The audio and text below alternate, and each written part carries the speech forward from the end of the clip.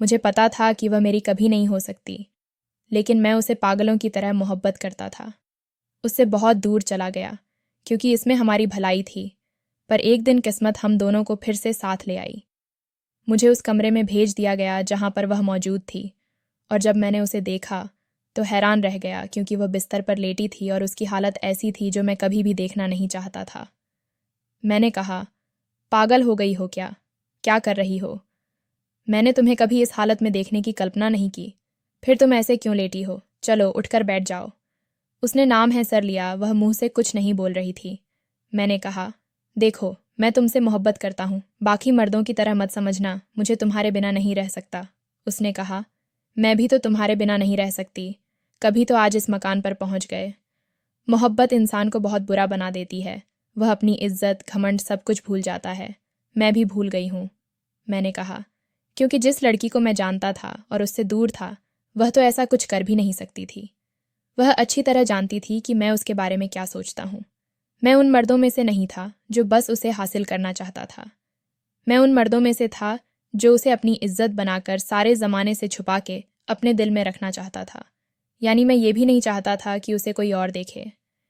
ऐसी मोहब्बत थी मेरी, और वह ये सब कुछ जानती थी। जितना वह मुझे जानती थी, उतना मुझे कोई भी नहीं जानता था। पर वह ऐसा क्यों कर रही थी?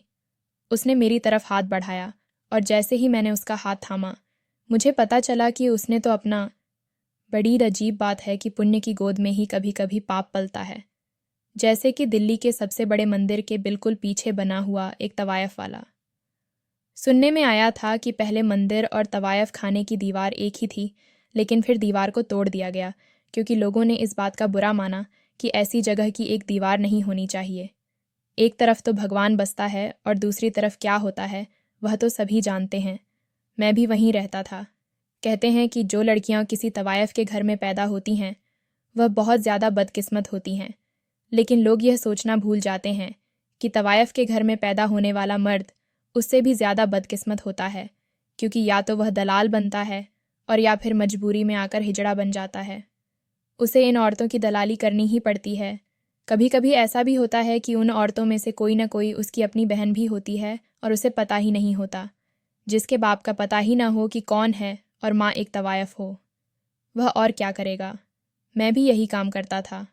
रात की मेहनत मजदूरी करके जब सब औरतें सो जातीं तो मैं सुबह सुबह बाजार में निकल जाता था। इतनी औरतों और लड़कियों को देख चुका था कि अब किसी को देखने का कोई दिल न करता था। बस इधर उधर फिरता रहता था। मेरा कोई दोस्त भी नहीं था, क्योंकि सब जानते थे कि मैं कौन हूँ। मैंने बहुत बुरी जिंदगी गुजारी थी। मेरी माँ अब बूढ़ी हो चुकी थी, और जिस कूचे में पहले उसकी बड़ी इज्जत थी, लोग उसका नाम सुनकर आते थे, अब उसी जगह पर वह साफ सफाई और खाना पकाने का काम करती थी, क्योंकि अब उसके हुस्न में वह बात नहीं रही थी। मैंने एक दिन उससे पूछा था कि लोग कहते हैं कि इसको तो उसके बाप का नाम नहीं पता, लेकिन क्या तुझे मेरे बाप का नाम पता है? शायद यह दुनिया का सबसे अजीब सवाल है जो एक बेटा अपनी माँ से कर सकता है। वह कहती थी कि औरत चाहे एक तवायफ ही क्यों ना हो, उसे पता होता है कि उसके बच्चे का बाप कौन है। मुझे भी पता है कि तेरा बाप कौन है, लेकिन मैं तुझे कभी नहीं बताऊंगी, नहीं तो तू उसके दर पे जाके बैठ जाएगा। मैंने कहा कि दर पे जाकर नहीं बैठूंगा, जान ले लूंगा उसकी, जिसने मुझे यहाँ छोड़ कर गया। कसूरवार तो नहीं वह है, और मेरी माँ ने मुझे कभी नहीं बताया था कि मेरा बाप कौन है। वह कहती थी कि वह भी जिंदा है और यहीं कहीं आसपास रहता है। बस यही सोचकर मैं उसे ढूंढने निकल जाता था।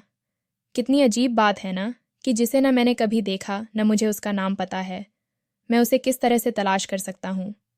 लेकिन फिर भी सोचता था कि कहीं मुझे मिल जाए तो पूछूंगा उससे कि मेरी ज़िंदगी को बर्बाद क्यों किया। अगर रात रंगीन करने के लिए किसी कूचे में आ ही गया था, ये बात तो जहन में रखता कि इसका एक और नतीजा भी निकल सकता है। मेरे अंदर सिवाय नफ़रत के और कुछ भी नहीं था। मैं किसी से कभी भी प्रेम नहीं कर सकता था। इसी कोठे पर एक तवायफ थी जो मेरे साथ ही पली बड़ी थी। उसका नाम लाजो था। उसके माँ बाप उसे यहाँ बेच कर गए थे। जब उसको धंधे पर बैठाने की बात आई तो उसने इनकार कर दिया।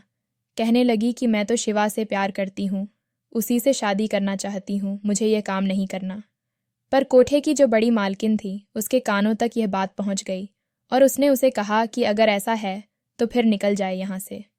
मुझे कहा कि तू भी निकल जा और अपनी माँ को भी ले जा। मैं निकल भी जाता, लेकिन मुझे उसके साथ जिंदगी नहीं गुजारनी थी। मैंने उसे कहा कि मैं तेरी मदद नहीं कर सकता, मुझे तेरी बातें बिल्कुल भी अच्छी नहीं लगती हैं। यहाँ की औरतों से तो मुझे वैसे ही नफरत है। वह बेचारी आखिरी वक्त तक भी मेरे पास आती रही, मुझसे कहती रही कि मुझे यहाँ से लेकर कहीं चला जा। ये नरक है और तू मुझे अगर सचमुच के नरक में भी रखेगा तो मैं रहूंगी, लेकिन यहाँ वह नरक है, यहाँ पर कोई भी नहीं रहना चाहता। मेरी बात मान ले। पर मैंने उसकी बात नहीं मानी। मैं अपनी जिद पर कायम रहा हूँ। वह भी इस कोठे की एक तवायफ बन गई और अब यहीं पर रहती थी और यही सब कुछ करती थी। मेरी माँ कहती हैं कि जब तू पैदा हुआ था तो सारे कूचे में लोगों ने रोना शुरू कर दिया था। अगर बेटी पैदा होती तो शायद खुशियाँ मनाते, लेकिन जब बेटा पैदा होता है तो किसी को खुशी नहीं होती। उस वक्त की जो मालकिन थी उसने तो यह भी कह दिया था कि इसको किसी को दे देते हैं, लेकिन मैंने तुझे पाला क्योंकि तू मेरी पहली औलाद था। मुझे अपनी ज़िंदगी से बहुत शिकवे थे, लेकिन आज उस मासूम चेहरे को देखकर एक पल में ही मुझे अपनी ज़िंदगी और अपने आप से भी मोहब्बत होने लगी। वह लड़की सीढ़ियों से नीचे उतर रही थी और उसके पास बहुत भारी सामान था। अगर मैं बढ़कर उसकी मदद न करता तो वह गिर जाती और सारा शहर उस पर हंसने लगता। मैंने उसे बचा लिया। दुपट्टे में उसका वह खूबसूरत सा चेहरा मेरी आंखों में बस गया। कहने लगी, बहुत शुक्रिया आपका, और साथ ही अपनी इस हरकत पर हंस भी रही थी कि अगर मैं गिर जाती तो क्या होता। उसके साथ एक और लड़की भी थी जो शायद उसकी बहन थी, और वह उसे चाँद कह रही थी। वाकई वह चाँद थी। चाँद ही तो थी वह जिससे मुझे भी मोहब्बत हो गई। चाँद को तो सभी लोग मोहब्बत करते हैं, पूरी दुनिया का इश्क है ये चाँद, और आज जब मेरी आंखों के सामने भी चाँद आ गया तो मुझे मोहब्बत क्यों नहीं होती। वह वहाँ से चली गई और मैंने देख लिया कि किस तरफ गई है। बड़े मंदिर वाली गली में गई थी। अगले दिन भी मैं उसी तरफ देख रहा था जब चाय वाले ने कहा, कहीं उस लड़की को तो तलाश नहीं कर रहे हो? तो मैंने कहा, कौन है वह, तुम जानते हो उसे? कहने लगा, हाँ जानता हूँ, वह बहुत ही अच्छी लड़की है। मैंने उसे कहा, यह किसी की क्या पहचान है कि कोई अच्छी है या बुरी? तू मुझे इसलिए कह रहा है ना कि अच्छी लड़की है ताकि मैं उससे दूर रहूं। उसने कहा, हाँ तू बात तो जल्दी समझ गया, इसलिए कह रहा हूँ कि तू उससे दूर ही रहे, क्योंकि वह सिर्फ अच्छी लड़की नहीं है, पुजारी जी की बेटी है। मैंने कहा, पुजारी की बेटी? ये सुनकर मैं वाकई हैरान रह गया। कहाँ को मैं, एक नाजायज़ औलाद और एक दलाल, और कहाँ को पुजारी की बेटी थी। चाय वाला भी मेरी तरह ही था, उसको भी उसके बाप का पता नहीं था, इसलिए एक यही बंदा था जो मुझसे थोड़ी बातचीत कर लेता था, और मैं अक्सर उसकी दुकान पर बैठ जाता था। और मुझे एक दिन कहने लगा कि तुम यहाँ पर बैठे होते हो ना तो ग्राहक नहीं आते। मैंने कहा कि अच्छा, तेरे बाप का भी तो पता नहीं है, फिर तेरे हाथ से बनी हुई चाय तो पी लेते हैं। तो वह कहने लगा, मेरे बाप का पता नहीं है, ये बात उनको तो नहीं पता, लेकिन तेरे बारे में तो पूरा शहर जानता है कि तू एक दलाल है। वन जब उसने मुझे मुंह भरकर कहा कि तू दलाल है तो मुझे बहुत गुस्सा आ गया। अजीब बात है ना कि इंसान जो होता है उसे वही बात कही जाए तो वह गुस्सा करने लगता है। पुलिस वालों को रिश्वतखोर कहो तो वे गुस्सा हो जाते हैं, चोर को चोर कहो तो वह गुस्से से पागल हो जाता है, और मुझे दलाल कहा जाए तो मुझे भी बहुत गुस्सा आता था, जबकि मैं यही था। इंसान अपनी असलियत पर ही क्यों शर्मिंदा होता है? क्या वह अपनी असलियत से शर्मिंदा इसलिए होता है क्योंकि वह अपने आप को ही स्वीकार नहीं कर पाता? बुराई बड़ी अजीब चीज़ है। आप बुराई कर तो लेते हैं, लेकिन वह आपको अंदर से खा जाती है। हराम खाने वालों को पता होता है कि वे गलत कर रहे हैं, इसलिए धीरे धीरे बदलते जाते हैं और फिर एक दिन ख़त्म हो जाते हैं। एक दिन फिर से मुझे चाँद दिखाई दी। वह चूड़ियों वाली दुकान के पास खड़ी थी। उसने मुझे दूर से पहचान लिया। हम दोनों एक दूसरे को देखने लगे। ना मेरी नज़र उससे हट रही थी, ना उसकी नज़र मुझसे हट रही थी। वह मुझे देखती ही जा रही थी। न जाने मेरे दिल में क्या ख्याल आया कि मैं भी चूड़ियों वाले की दुकान पर जाकर खड़ा हो गया, और मैंने उसे कहा कि ये लाल वाली चूड़ियाँ पैक कर दो। जब उसने 2 दर्जन लाल वाली चूड़ियाँ पैक कर दीं तो मैंने चाँद के पास रख दीं और वहाँ से चल पड़ा। तो दुकान वाला कहने लगा कि अरे भाई, आपकी चूड़ियाँ, और फिर वह भी खामोश हो गया क्योंकि चाँद ने वह चूड़ियाँ उठा ली थीं। लाल चूड़ियाँ मेरी तरफ से उसे पहला तोहफा थीं। उसके बाद वह अक्सर बहाने बहाने से बाजार में आती। हम एक दूसरे को देखते। कभी एक साइड पर इस तरह खड़ा हो जाता कि किसी को पता न चले कि मैं उसी से बात कर रहा हूँ, और उससे बातें करने लगता। उसने मुझसे कहा, तुम मुझे क्यों देखते रहते हो? मैंने उससे कहा, तुम भी तो मुझे देखती हो। क्यों? अगर मैं तुम्हें नहीं देख सकता तो तुम्हें किसने इजाज़त दी है मुझे देखने की? इस बात पर वह हंसती थी। मुझे ऐसा लगता था कि वह थोड़ी सी मासूम है। मासूम ही नहीं, शायद थोड़ी सी पागल भी थी। अच्छी बात पर भी हंस देती थी और बुरी बात पर भी हंस देती थी, लेकिन उसकी यही मुस्कुराहट मुझे मेरे जीने की वजह लगने लगी थी। आजकल मैं बहुत खुश रहने लगा था। वह पुजारी की बेटी थी और यह पुजारी बहुत ही ज्यादा कट्टर था। जो लोग यह जानते थे कि मैं कौन हूँ, वह मुझे मंदिर में भी जाने नहीं देते थे, इसलिए मैं मंदिर नहीं जा सकता था, वरना मेरी रोज़ चाँद से मुलाकात होती। पर ऐसा न होता कि मैं वहाँ पर खड़ा होता और कोई मुझे देखकर चाँद के सामने यह बोल देता कि मैं कौन हूँ, तो फिर मेरा राज खुल जाता। इसलिए मैं मंदिर भी नहीं जाया करता था। लेकिन बाजार में हमारा मिलना जुलना भी रोज़ रोज़ नहीं होता था, और जब एक दूसरे से नहीं मिल पाते थे, एक दूसरे को नहीं देख पाते थे, तो दिन भी बहुत बुरे गुजर रहे थे। ऐसा लगता था एक दिन सदी के बराबर है। मोहब्बत भी बड़ी अजीब चीज़ है। इंसान को अपने ऊपर काबू ही नहीं रहता, बेकाबू हो जाता है, पागल हो जाता है, दीवाना हो जाता है, जैसे मैं चाँद के लिए हो रहा था। उसने बताया कि उसका असली नाम चांदा है, लेकिन सब उसे प्यार से चाँद कहते हैं। मैं दिल में सोचने लगा कि मैं भी उसे प्यार से चाँद ही कहूँगा। प्यार भी बहुत करता हूँ उससे, बस उसे प्यार से पुकारने का हक मिल जाए मुझे। सोचता था कि पैसे तो हैं मेरे पास, क्यों ना थोड़े बहुत पैसे जमा करके निकल जाऊं यहाँ से, कहीं दूर चला जाऊंगा, मैं चांद से शादी कर लूंगा, अपनी दुनिया बसा लूंगा। लेकिन यह सब इतना आसान कैसे हो सकता था? मोहब्बत इंसान से सोचने समझने की सलाहियत छीन लेती है। वह खुद ही उसे वह मंजर दिखाती है जो दिखाना चाहती है। मैं भी चांद के साथ अपना भविष्य देखने की कोशिश कर रहा था, लेकिन मेरा भविष्य उसके साथ क्या हो सकता था, या यह कहना मुनासिब है कि उसका मेरे साथ क्या भविष्य था। एक दिन कहने लगी, आप काम क्या करते हैं? तो मुझे समझ न आया कि मैं उसे क्या बताऊं। मैंने कहा, मैं ब्रोकर हूं। दलाल को भी अंग्रेजी में ब्रोकर ही कहते हैं, इसलिए मैंने ब्रोकर का लफ्ज़ बोला, और साथ ही कहने लगी, वाह, फिर तो बहुत अच्छा काम करते हैं। इस बात पर मैं फिर से हंसने लगा। अब हमारी मुलाकातें शिद्दत इख्तियार कर गई थीं। पहले तो सिर्फ दूर से एक दूसरे को देखा करते थे या कोई बात कर लेते थे। अब तो पुराने कब्रिस्तान के पीछे मिलने के लिए भी आ जाया करती थी। मैंने उसका हाथ भी पकड़ा था, उसकी आंखों में भी देखता था। वह मेरे साथ बहुत खुश रहती थी। चाय वाला कहता था कि पुजारी की बेटी है, बहुत अच्छी है।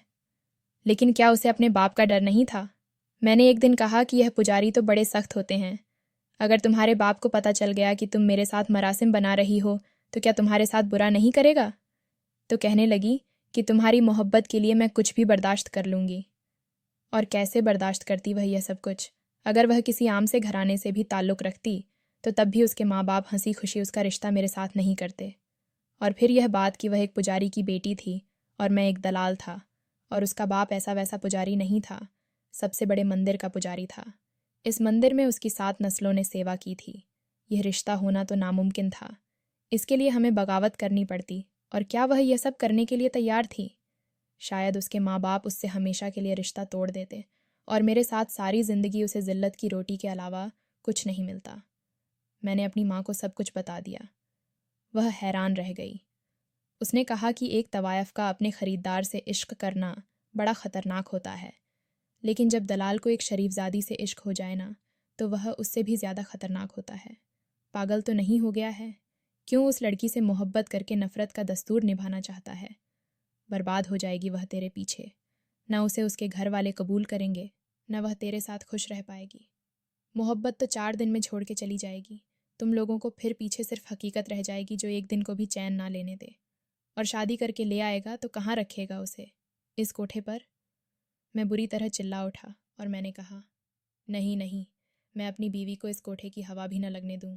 और आप कह रही हो कि इसको यहाँ रखूँगा? मैं चला जाऊँगा इसको लेकर यहाँ से। मेरी माँ की आंखों में आंसू आ गए और उसने कहा, मुझे छोड़ के चला जाएगा? तो मैंने कहा, आपको छोड़ के नहीं जाऊँगा, आप भी मेरे साथ चलो। तो कहने लगी, मुझ पर बड़ी मालकिन का बहुत कर्ज है। जब तक वह कर्ज नहीं उतरता, मैं यहाँ से नहीं जा सकती। और अगर मैं यहाँ से चली गई तो वह किस तरह हमें तलाश कर लेगी और उसके बाद कहीं का नहीं छोड़ेगी। मैं तेरे लिए सिर्फ इतना कर सकती हूँ कि मैं यह बात किसी को नहीं बताऊँगी। तू इसको लेके कहीं चला जा, इससे शादी कर ले किसी और इलाके में जहाँ तुझे कोई ना जानता हो। फिर भी ये सब कुछ मुश्किल हो जाएगा। मैं तुझे स्कूल भी नहीं भेज सकी, तुझे और कोई हुनर भी नहीं आता, लेकिन क्या तेरे साथ इतने मुश्किल रास्ते पर वह चलने को तैयार हो जाएगी? ये समाज पहले ही एक औरत से बहुत ज़्यादा कुर्बानियाँ मांगता है। बेटा, वह बनी ही कुर्बानी देने के लिए होती है, लेकिन उन कुर्बानियों की कोई हद होती है। अब यह तो नहीं हो सकता ना कि एक ही औरत से आप वह कुर्बानियाँ भी मांगें जो उसने नहीं देनी होती। उसे तो अपना सब कुछ छोड़ना पड़ जाएगा और तेरे साथ ज़िंदगी बहुत मुश्किल हो जाएगी। तुम लोगों की मोहब्बत छोटी और मुसीबतें बड़ी हो जाएंगी। फिर क्या बनेगा? इससे पहले अपनी सच्चाई बता दें, ताकि उसे पता हो कि जिससे वह मोहब्बत कर बैठी है उसके साथ ज़िंदगी कितनी मुश्किल होने वाली है। अगर इंसान को पहले से पता हो तो वह फिर भी गुजारा कर लेता है, लेकिन अगर अचानक से उसे यह सब कुछ पता चला तो उसका मोहब्बत पर से तो क्या, तेरे ऊपर से भी एतबार उठ जाएगा। मैंने कहा कि वह बहुत मासूम है, इन चीज़ों को नहीं समझती होगी। मेरी माँ ने कहा, तुझे इसे समझाना होगा। सबसे पहले इसे अपनी हकीकत बता दें। किसी को भी इस तरह अपनी हकीकत बताना कितना मुश्किल होता है, ये तो आप सब लोग भी समझ सकते होंगे। मैंने चाँद को मिलने के लिए बुलाया था। जब वह मेरे सामने बैठी थी तो बहुत खूबसूरत लग रही थी। मैं सोच रहा था कि कहीं मैं इसे आखिरी दफ़ा नहीं देख रहा हूँ, कहीं वह मुझसे नाराज़ होकर मुझे छोड़ के ही ना चली जाए। उसने कहा, बोलो, क्या बात है? जब वह प्यार से मुझे शिवा बुलाती थी तो मुझे बहुत खुशी मिलती थी। अपने नाम से ही मोहब्बत होने लगती थी। सोचा कि सही कहती है मेरी माँ, मुझे इसे सच बता देना चाहिए, क्योंकि चाँद को सच जानने का पूरा हक है। मैंने उसे सब कुछ बता दिया। मैंने कहा कि तुम्हें पता है ब्रोकर का मतलब क्या होता है, और फिर उसको सब कुछ बता दिया। 2. हिंदी अनुवाद। मुझे लगा कि वो कुछ तो बोलेगी, कुछ तो कहेगी, पर वो कुछ भी नहीं बोली। उसके चेहरे पर बहुत उदासी और परेशानी थी।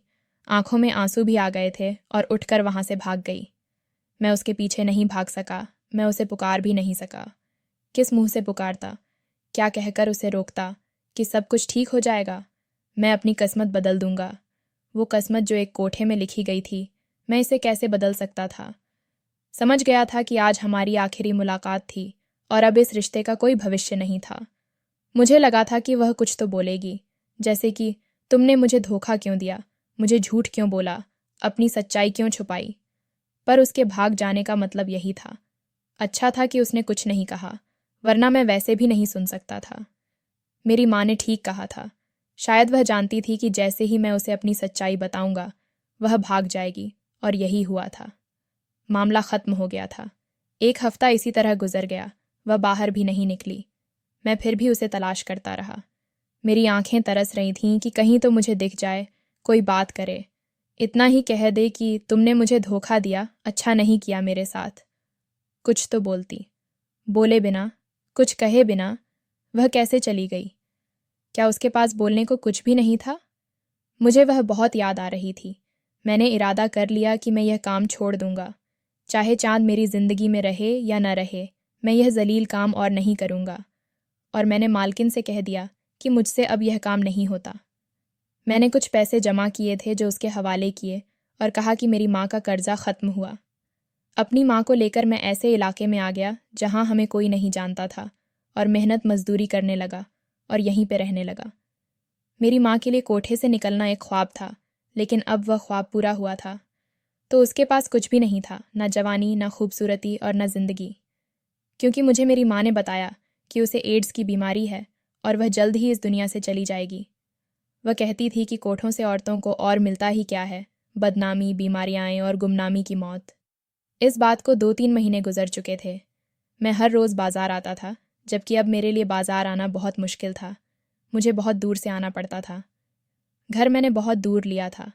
मेहनत मजदूरी करता था, थक भी बहुत जाता था, लेकिन फिर भी हर रोज़ बाजार आता था, सिर्फ़ और सिर्फ यह सोचकर कि कहीं मुझे चाँद नज़र आ जाए तो मैं दूर से उसे नज़र भर देख लूँ और मेरे दिल को सुकून आ जाए। यही तो मोहब्बत होती है। मोहब्बत ऐसी ही होती है। मुझे मोहब्बत हो चुकी थी, लेकिन वो मुझे कहीं दिखाई नहीं देती थी। मैं बड़ा बदनसीब साबित हुआ था। अब तो मेरे घर में रज़क ए हलाल आ रहा था। अब तो मैं भगवान से सर उठाकर दुआ करता था कि मेरे भगवान, तू ही मेरे लिए कुछ कर। मुझे उसकी एक झलक से महरूम ना रख, नहीं तो मैं मर जाऊंगा। मैंने अपने एक दोस्त को अपनी सारी कहानी सुनाई थी। वो मेरा दोस्त तब बना था जब उसे ये नहीं पता था कि मैं क्या काम करता हूँ, यानी कि जब मैंने ये काम छोड़ दिया था। अब मैं उसकी नज़र में एक मेहनती मज़दूर था।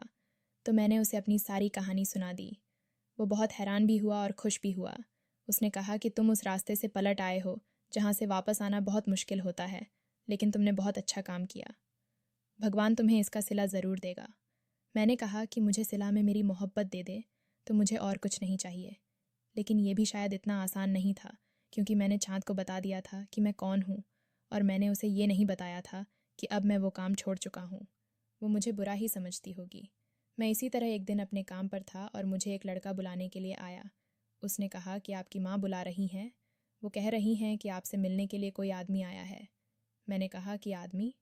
वापस आते हुए दिल में हज़ारों ख्याल थे कि कौन आया होगा। कहीं उस कोठे की मालकिन ने कुछ लोगों को तो नहीं भेज दिया कि वापस ले जाओ, या कोई ऐसा आदमी तो नहीं आ गया जिसे मैंने कर्जा देना था, या कहीं मेरी माँ का कोई पुराना ग्राहक तो नहीं था। क्योंकि हकीकत की दुनिया में रहकर सोचा जाए तो हमारे पीछे तो कोई भी आ सकता था। लेकिन जब ये देखा कि मुझसे मिलने कौन आया था तो हैरान रह गया। वो कोई और नहीं, पुजारी राम था, यानी कि चाँद का बाप। शक्ल से ही बहुत परेशान लग रहा था। मैंने कहा कि आप यहाँ? वो कहने लगा कि जानते हो मुझे? मैंने उसे बताया कि हाँ जानता हूँ। उसने कहा कि मैं भी तुम्हें उसी हवाले से जानता हूँ जिस हवाले से तुम मुझे जानते हो।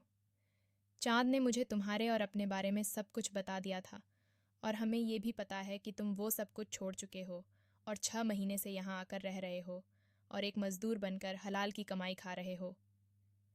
मेरी बेटी तुमसे मिलना चाहती है। एक दफ़ा उससे मिल लो और मेरे साथ चलो। मैं यहाँ बहुत मजबूर होके आया हूँ। जिस समाज में हम रहते हैं और जो हमारा ख़ानदानी पृष्ठभूमि है, मैं उसकी शादी कभी भी तुमसे नहीं करवा सकता था। ये एक बहुत बड़ा फ़ैसला था जो लेने की मेरे अंदर हिम्मत नहीं थी। चाहे तुम इस रास्ते से पलट आए हो तब भी नहीं, क्योंकि दुनिया वाले तो पुरानी बातों को हमेशा याद रखते हैं। भगवान तो माफ़ कर देता है, लेकिन समाज वाले माफ़ नहीं करते, और रहना हमें समाज में ही होता है। इसलिए जब उसने मुझे बताया कि कोई लड़का है जिससे वह प्यार करती है और शादी करना चाहती है, तो मैंने तभी उसके साथ बहुत बुरा किया था। हाथ भी उठा दिया था। मैं खामोशी से उनकी बात सुन रहा था। उसने कहा, मैं तुम्हें एक मौका देना चाहता हूँ, लेकिन ये भी समझ लो कि ये मौका बस इतना ही है। चाँद तुम्हें देखना चाहती है। एक दफ़ा मिल लो उससे, और फिर वो जो फैसला करेगी वही होगा। 3 उसने एक दिन यह बताया कि वो तो एक दलाल है, तो मैं दिल ही दिल में यह सोचने लगा कि मामला हल हो गया, क्योंकि अब तो उसे पता ही होगा कि मैं उसकी शादी कभी भी एक दलाल से नहीं करवाता। दलाल से कौन अपनी बेटी की शादी करवाता है? वह तो लोगों की बेटियों की कीमत लगाता रहता है। और तुम्हें भी क्या लगता है कि तुम इस नेक रास्ते पर आ तो गए हो, लेकिन तुमने जिन मजलूम लड़कियों की कीमत लगाई थी, क्या तुम्हें उनकी आह नहीं लगेगी? मुझे उनकी बातें सुनकर बहुत दुख हो रहा था, पर मुझे पता था कि वो कोई अच्छी बात करने नहीं आए थे। आखिर में उन्होंने फिर से यही कहा कि चाँद से एक दफ़ा मिल लो, वह तुम्हारा इंतज़ार कर रही होगी। मैं यह सोचकर हैरान था कि जब ये मेरी शादी उससे नहीं करवाना चाहते थे और कह रहे थे कि तुमसे कभी अपनी बेटी की शादी नहीं करूँगा, तो फिर ये क्यों कह रहे थे कि एक दफ़ा उससे मिल लो? मैंने कहा कि मैं कल आता हूँ, तो उन्होंने कहा कि नहीं, तुम्हें आज ही साथ चलना होगा, ज़्यादा वक्त नहीं है। ये सुनकर मैं हैरान रह गया और तुरंत उनके साथ चल पड़ा। उनके घर में गया तो वही वैसा ही घर था जैसा कि पुजारियों का होता है, साफ सुथरा और पुरसुकून। वह मुझे बैठक में बिठाने वाले थे, लेकिन फिर अंदर से किसी औरत ने आवाज़ दी कि सीधे ही अंदर आ जाए। वो मुझे अंदर ले गए। ये शायद चाँद का ही कमरा था। वह सामने बिस्तर पर पड़ी थी। मैं उसे देखकर हैरान रह गया। ऐसा लगता था कि वह 6-7 महीने से बीमार है। मुझसे रहा नहीं गया और मैं जाकर उसके पास बैठ गया। मैंने उसका हाथ पकड़ लिया।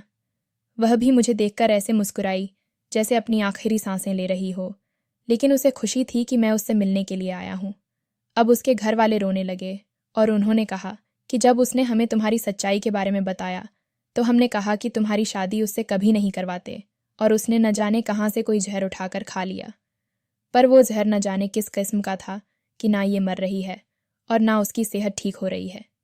जो भी खाती है वो उसके जिस्म में नहीं रुकता। यह सुनकर मैं कहीं खो गया।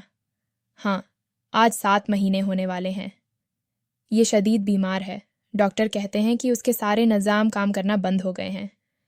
अस्पताल ले गए तो उन्होंने कहा कि वेंटिलेटर पे डालना पड़ेगा। आज सुबह ही वापस लेकर आए हैं क्योंकि हमारे पास इतने पैसे नहीं हैं। मैंने कहा कि आप उसे क्यों लेकर आए?